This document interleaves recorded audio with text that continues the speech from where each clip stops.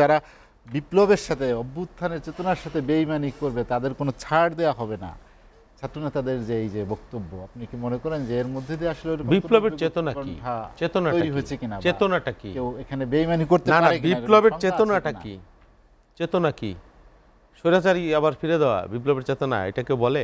বিপ্লবের চেতনা মানবিক সমাজ নির্মাণ, বিপ্লবের চেতনা গণতন্ত্র, বিপ্লবের চেতনা ভোটাধিকার, বিপ্লবের চেতনা লুণ্ঠনহীন সমাজ প্রতিষ্ঠা, বিপ্লবের চেতনা গণতান্ত্রিক সমাজ বিনির্মাণ, রাষ্ট্র কাঠামো বিনির্মাণ, রূপান্তর, এই তো চেতনা। তো এই চেতনার জন্য কি আপনারা জীবন দিয়েছেন? আমরা দিইনি। আওয়ামী লীগকে ফ্যাসিবাদ কে নির্যাতিত?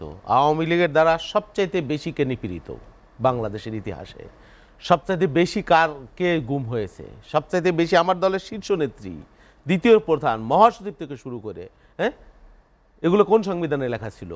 যেভাবে আমার মতো মানুষকে 129টা মামলা দিয়েছেন, হামলা করেছেন, রক্তাক্ত করেছেন, জেল খাটিয়েছেন, যে রাজনীতির কারণে কোনোদিন যাকে কোনোদিন কাউকে কোনোদিন একটা রক্তচক্ষু দেখাই নেই, ধমক দিয়ে কথা বলি নেই, হ্যাঁ, গাইবি মামলা, এই মামলা, এই মামলা, হ্যাঁ, আমার পরিবার পরিজন, এরকম তো একটা না, হাজার হাজার লাখ লক্ষ লক্ষ। সেই আওয়ামী লীগকে আমরা প্রতিষ্ঠিত করতে চাই? কে চায়? Double million offer, Walton fridge কিনে পেতে পারেন 20 লক্ষ টাকা, রয়েছে কোটি কোটি টাকার নিশ্চিত উপহার। এইগুলো তো হ্যাঁ, যারা চাইতেও পারে, এরকমও কেউ আছে নিশ্চয়ই। ওই যে বললো প্রশাসনের মধ্যে খাপটি মেরে থাকা ভূত আছে, এইটা আছে, ওইটা আছে, হ্যাঁ। আর যারা একটা গুরুত্বপূর্ণ কথা বলছে হান্নান মাসুদ, যে এরা ভয় পাচ্ছে, সরকারের যারা উপদেষ্টা আসলেই ভয় পাচ্ছে, আমার মনে হচ্ছে তাই, হ্যাঁ। এরা মানে কেউ কেউ নানান ধরনের অনভিজ্ঞতা, বয়সের ভারে নুজো, আবার মনে করতেছেন কি না কি হবে, এরা সিদ্ধান্তহীনতায় ভুগছে। এই যে এত লোক পালাই গেল, কিভাবে গেল, কেমনি গেল, সব রতি মহারতি শুনি, মাসের পর মাস ছিল, কিভাবে গেল, এটা এই জবাব দিতে আমরা চাচ্ছি না। ভাইয়ের একটা কথা বলছে যে এই যে যারা দুর্বৃত্ত, যারা অপরাধকারী, তাদের বিরুদ্ধে কর্মসূচি আমরা দেখছি না।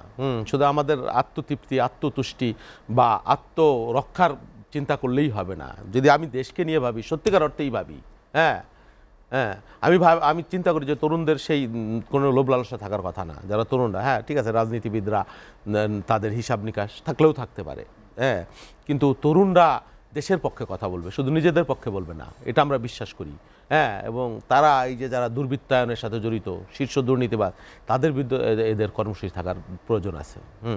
তারপরে এই যে কি বললেন যে এই যে বিশ্বাসঘাতক যারা সরকারের মধ্যে, অবশ্যই বেঈমান বিশ্বাসঘাতক যারা আছে, কারা আছে, জিনিসটা আরও এইটা খোলাসাও কিন্তু করতে পারে তারা। কেন পারবে না? তাদের কিসের ভয়, কিসের কি? তারা পরিষ্কার করে দেখ, শ্বেতপত্র প্রকাশ করে হতে দিতে পারে যে এরা দোষর, এরা দোষর। বায়বীয় কথাবার্তা বলে কিন্তু কোনো লাভ হবে না, অনেক হয়েছে। এবং এটা তারা বলতে পারে এবং তাদের বলা উচিত, এটা আমরা বিশ্বাস করি। কেন বলছে না তারা? এটা শ্বেতপত্র, তারা আবার গভর্নমেন্টও আছে কিন্তু। এখন আপনি গভর্নমেন্টও আছেন, বাইরে সমালোচনা করতেছেন, মানুষ তো এটাকে মানে অন্যভাবে মনে করছে, আরে ভাই আপনার গভর্নমেন্টের, আপনার পার্ট বৈষম্যবিরোধী ছাত্র না আপনি? আপনার বৈষম্যবিরোধী ছাত্র আন্দোলনের নেতারা গভর্নমেন্টের পার্ট হয়ে বসে রয়েছে না? তারা তাদের সাথে আপনাদের ব্যাপারত কি? তাহলে তো জাতীয় পার্টির আপনি একই ক্যারেক্টার। জাতীয় পার্টির তাহলে কেন আমি দোষ দিব? আপনি সরকারে আছেন, আবার সরকারকে থ্রেট করতেছেন, সরকারকে বলতেছে ভয় পায়, তাতে আপনি ভয় পাচ্ছেন। জাতীয় পার্টি তো থ্রেট করতো না, না না না না করতো, কুসুম কুসুম সমালোচনা, হ্যাঁ হ্যাঁ হ্যাঁ হ্যাঁ। এখন সরকারের সাথে আপনার কি বোঝাপড়া জানি না। আপনি সরকার, আপনি বৈষম্য বিরুদ্ধে, আপনি আবার সরকারের বিরুদ্ধে বলতেছেন, আবার আপনি ঘোষণা দিতেছেন না, তারা দিতেছেন। এগুলো কি কুসুম কুসুম হলো এখন পর্যন্ত? না না না না না, সেটা বলছি না। তাহলে এই যে আপনার যে পার্ট গভর্নমেন্ট আছে, তারা কি করছে সেখানে বসে? তারা কেন এই দুর্বৃত্তদের ধরার ব্যাপারে সাহসী ভূমিকা রাখতে পারতেছে না? আন্দোলনে যে সাহসী ছিলেন, এখন তো আপনার সেই সাহস আমি দেখছি না। কি কারণ? নাকি লোভ টোপ আপনাকেও ঘিরে ফেলছে রাজনীতিবিদদের মতো? ওনাদের মন্ত্রণালয়গুলোর ব্যাপারে কেউ প্রশ্ন তোলে না। ব্যক্তিগত মন্ত্রণালয় কিছু না, বৈষম্যবিরোধী ছাত্ররা গুরুত্বপূর্ণ পার্ট, তারা একটা মন্ত্রণালয় আছে, এটা আমরা বিশ্বাস করি না। আমরা বিশ্বাস করি তারা সরকারের গুরুত্বপূর্ণ অংশ।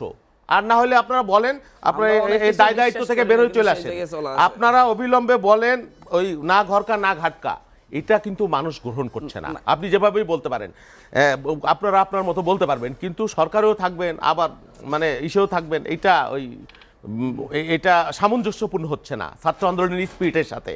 ছাত্ররা ক্ষমতা কেন্দ্রিক হয় না, ছাত্ররা বিপ্লবের অংশীদার, তারা দেশের জন্য, মানুষের জন্য লড়াই করে বুক চিতিয়ে, যুগ যুগ ক্ষমতার জন্য এরা লালায়িত হয় না কখনো। এটাই ছাত্রদের ক্যারেক্টার।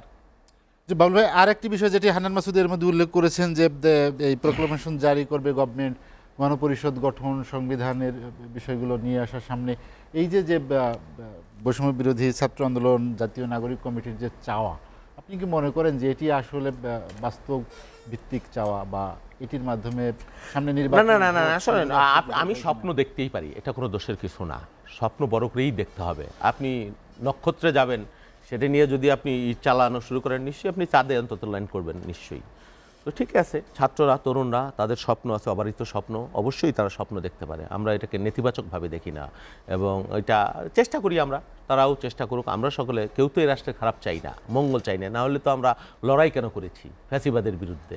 হ্যাঁ, আমরা কেন আত্মাহুতি দিলাম, কেন আমরা জীবন দিলাম, আমার ভাইয়েরা, আমার বন্ধুরা, আমার সন্তানেরা? হ্যাঁ, তো সমস্যা তো নাই, নিশ্চয়ই আমরা আশাবাদী হতে পারি।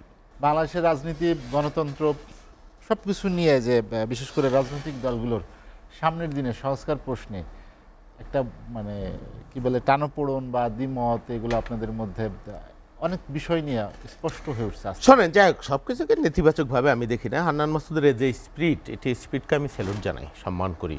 আওয়ামী লীগ যে অন্যায় করেছে, অপকর্ম করেছে, সত্যিকার অর্থেই তার আর সেই নৈতিক জায়গা বাংলাদেশে নাই দীর্ঘকালব্যাপী। এটা মানে কেমন করে চরিত্র আসলে আওয়ামী লীগ। কিন্তু বিষয়টা প্র্যাকটিক্যাল একটু ভিন্নভাবে, শুধু আবেগ দিয়ে চিন্তা করলে হবে না। আপনি জানেন যে গোপালগঞ্জে আমাদের স্বেচ্ছাসেবক দলের একজন নেতাকে হত্যা করলো। আজকেও দেখলাম কই বাগেরহাটে না কই বৈষম্যবিরোধী ছাত্র আন্দোলনের বহরে হামলা করেছে। এত বড় দুঃসাহস! সেই জন্যে এটা আমি যদি খালি মুখে বলি, বাগাড়ম্বর করি, এটা হবে না। এর জন্য প্র্যাকটিক্যাল একটা লাগবে, মানে পরিকল্পনা লাগবে, যে এই ফ্যাসিস্ট শক্তি যাতে আর না আসতে পারে। সেই জন্যে নিজেদের ঐক্য লাগবে। নিজেদের মধ্যে বিভেদ সৃষ্টি করে আর আওয়ামী লীগকে করতে দেবো না, এটা আপনি আর আমি একা পারবো না।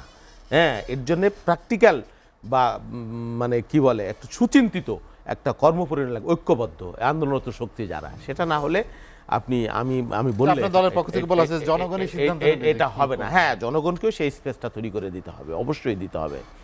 সেটা একটা গুরুত্বপূর্ণ ইস্যু। আর একটা ইস্যু যে নতুন বছর চলে আসলো, এইবারে এই নতুন বছর আমাদের সাম্য, ভ্রাতৃত্ব এবং মানবিক সমাজ হবে, গণতান্ত্রিক সমাজ বিনির্মাণ হবে, সকলে সুখে শান্তিতে তার মত প্রকাশ করে পারতে, এটাই প্রত্যাশা।